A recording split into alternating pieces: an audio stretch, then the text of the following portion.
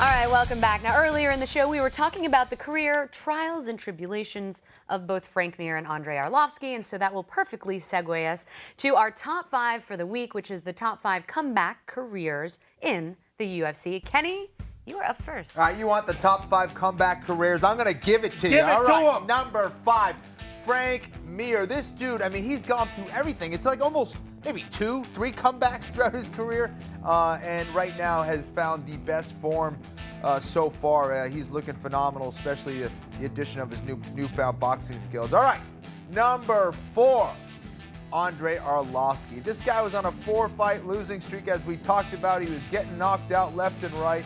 It's unbelievable what he's done with his career. Brendan, I still think that you actually edged him out. I think you won that fight, but thanks, Arlovski has been on a tremendous run right here in the UFC. Number 3, Dan Hardy. This is another guy who I thought he was going to go out. I mean, it was like a 4 or 5 fight losing streak, and then he came back with vengeance, knocking his opponents out. So kudos to my man Dan Hardy. All right, number 2, Matt Brown. This is another guy. He was on a 4-fight losing streak, came back with vengeance, has maybe the best clinch game in the UFC right now, a top welterweight, and we know how difficult that division is. And number 1, this is easy. Brendan, if you don't have this guy as number 1, then we'll still be friends. But you know, I was just saying. You say lose number my 1, Robbie Lawler, dude. I mean, this guy went from losing in Strikeforce, and even the wins that he had, he never looked great. And now this dude is the best welterweight in the world in just war after war. I think this guy has spent about 2 hours of fight time, literally 2 hours of fight time in the last year and a half, 2 years. Wars, too. Yeah, wars. It's unbelievable. So Robbie Lawler, you are my hero. That's a good It's a good list. Yeah, it is. It's a lot of pressure. Like, yeah, for You don't sure. have to tell me it's All a right. good list.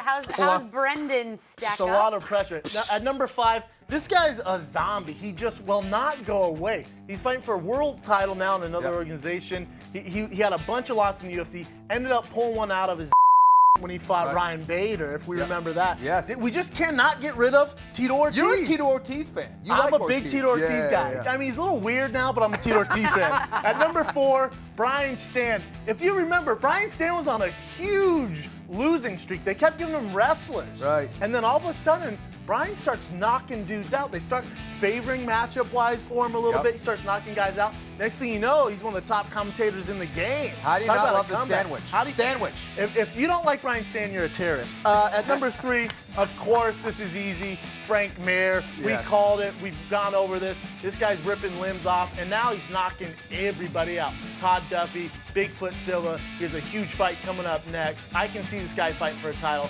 Frank Mir, probably one of my favorite heavyweights of all time. Love the guy. Love to see what he's doing. Number 2, Robbie Lawler. Yeah, but number 2. I have him number 2. But I think you got Frank Mir right. I think that's more appropriate. Yeah, you have him too high. Yeah. Robbie Lawler, this is a guy, like you said, Kenny, in Strikeforce, he never looked that great. I never thought he'd be the world's best welterweight ever. And now he's just this monster we cannot get rid of. He's fun to watch. At number 1, I mean, how's Arlovski not your number 1? This is a dude, I mean, he kind of came up with the term glass jaw. This is a guy who got knocked out left and right, left and right. We tuned in to see him get knocked out. And then all of a sudden, this guy comes back to the UFC. He beats a guy named Brendan Schaub. He beats Travis Brown. He beat Bigfoot Silva. He's right there for a title shot. No, who would have thought?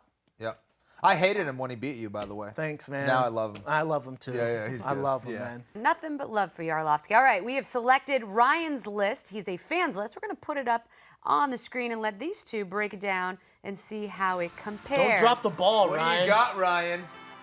Rafael dos Anjos. You go ahead, Ed. You know what, Verdum's FABRICIO. I like Verdum because you got to remember, Verdum was cut by the UFC, came back, and now he's the champ. Yeah. I like that list. That's a solid list. Dos Anjos on there. Okay. That's an educated Dos lead. Anjos, we forgot about him. Yeah, that's good. All right, Ryan. Nice. Good job, Ryan. We're gonna.